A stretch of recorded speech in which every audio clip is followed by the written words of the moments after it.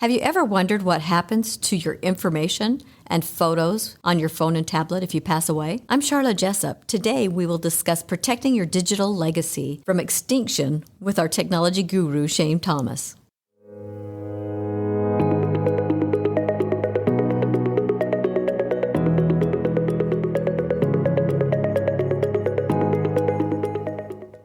Welcome to the SFS Power Up Wealth podcast, where we provide impactful insight and expert opinions on timeless financial principles and timely investment topics, preparing you to make smarter decisions with your money.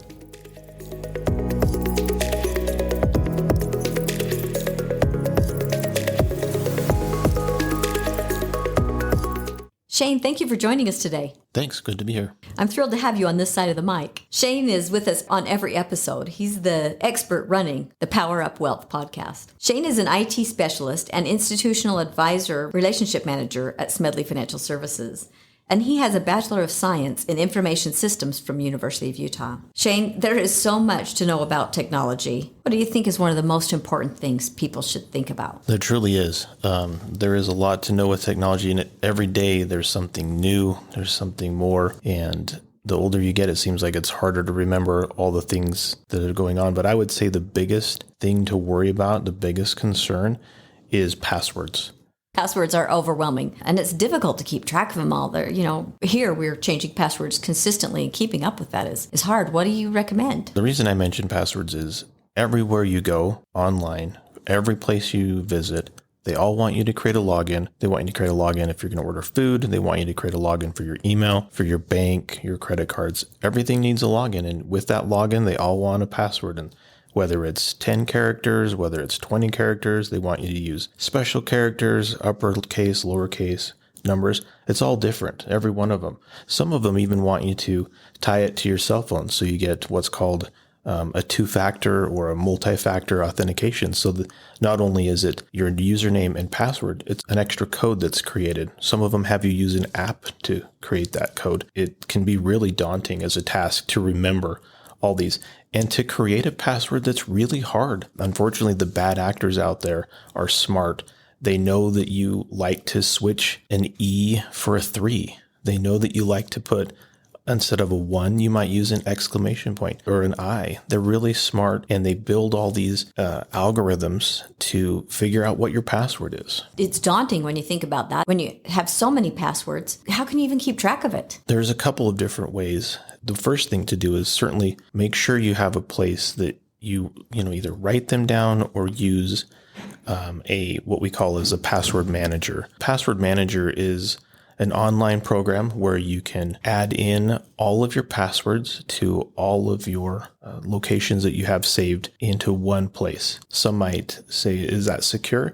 Well, it is secure in that you create a really hard password, and with that allows you then to gain access to the password repository of all of your passwords. So yes, if somebody figured out what your really hard password is, then I guess they would have access to all of your information. But the idea is to create that really hard password so that doesn't happen. Only you can remember that. But the nice thing though is once you have this password manager, it helps you create really hard passwords that aren't very easy to guess. And a lot of times the password managers are helpful. They autofill the websites for you.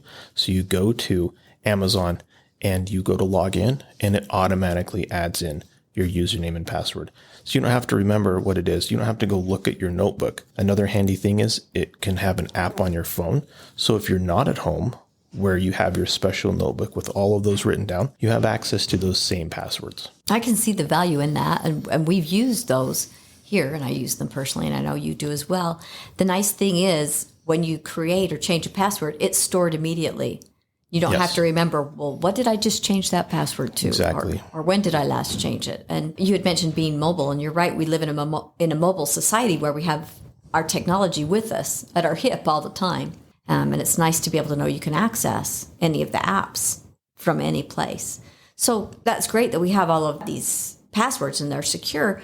But what if something happens to us? Yeah, that's a good point. If you have this really hard password that you know, and that password gives you access to all of your information, or you've written down all these passwords in a notebook and you hide it in the back corner of your desk at home. But if you pass away, does anybody else know where those passwords are, or does anybody know your password to get into your password manager? Just recently, Apple created a program called the Digital Legacy in the most recent release of their operating system. What is nice about the Digital Legacy, it allows you to go in and designate up to 5 people who can have access to certain parts of your device or devices, like your pictures, your contacts, etc., all found within your device. So if you pass away, that individual can show a code to Apple that says, hey, I've been specially approved as a digital legacy contact to be able to view the information on the device.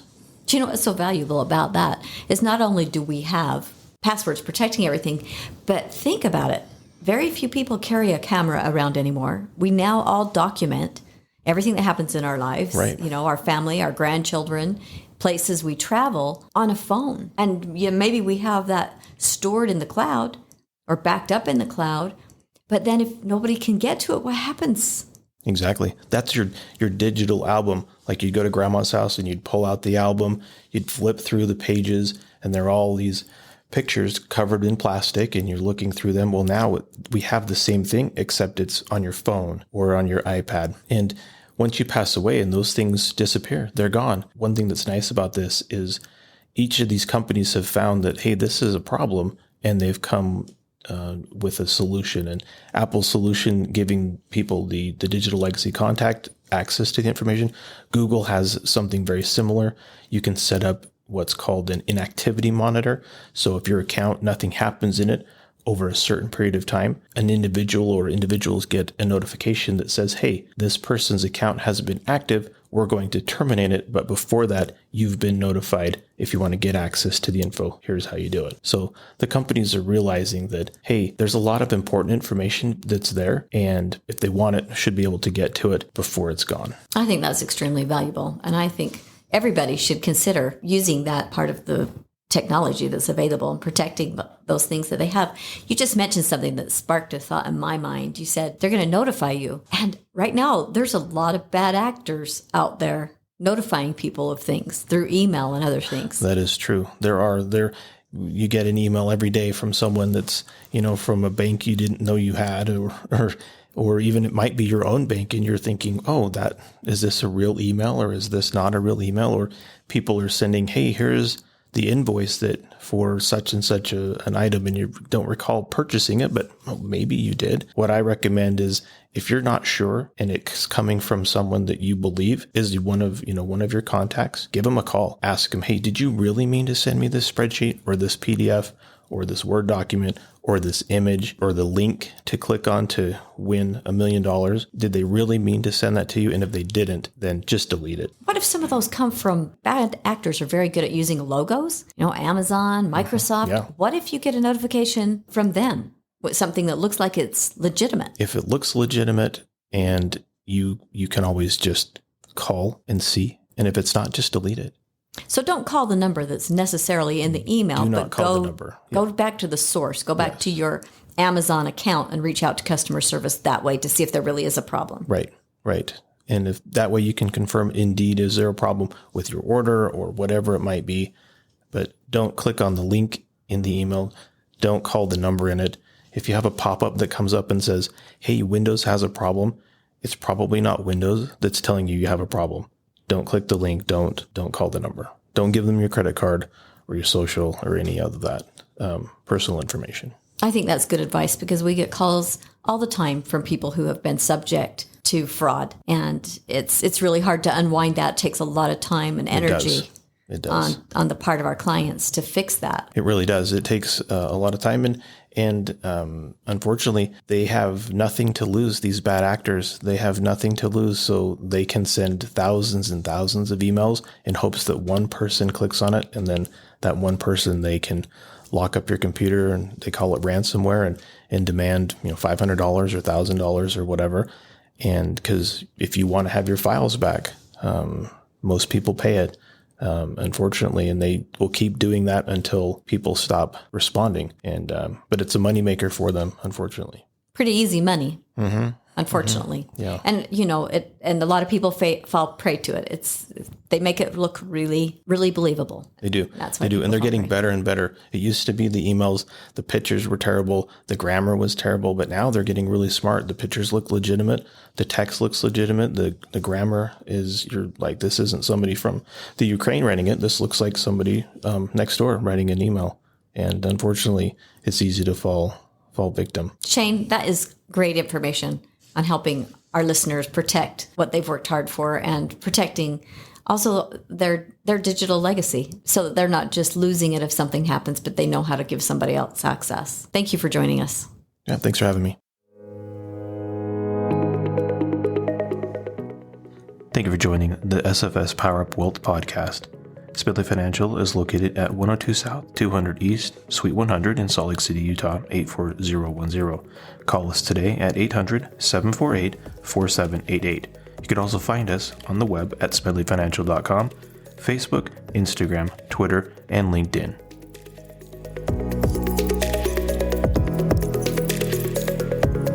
The views expressed are Smedley Financial's and should not be construed directly or indirectly as an offer to buy or sell any securities or services mentioned herein. Investing is subject to risks, including loss of principal invested. Past performance is not a guarantee of future results. No strategy can assure a profit nor protect against loss. Please note that individual situations can vary. Therefore, the information should only be relied upon when coordinated with individual professional advice.